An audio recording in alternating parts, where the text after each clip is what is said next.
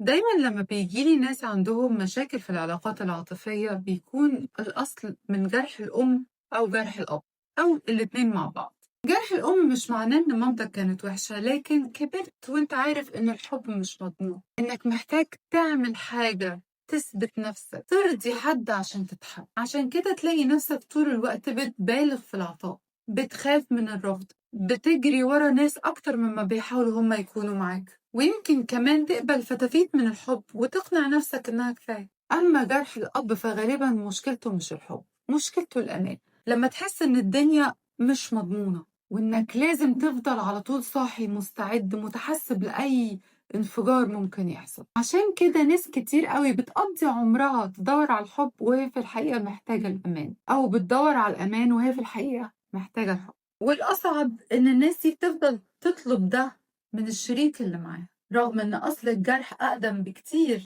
من الشريك اللي هم اختاروا. لما بنشتغل على جرح الأم في الجلسات بتطلع منه متشافي، حاسس إنك مش محتاج تثبت إن أنت تستاهل الحب. ولما جرح الأب كمان بيخف بتبقى حاسس إنك مش محتاج إنك دايما تفضل في حالة استعداد للحرب. ولو محتاجين مساعدة اللينك بتاعي في البايو. مستنيك.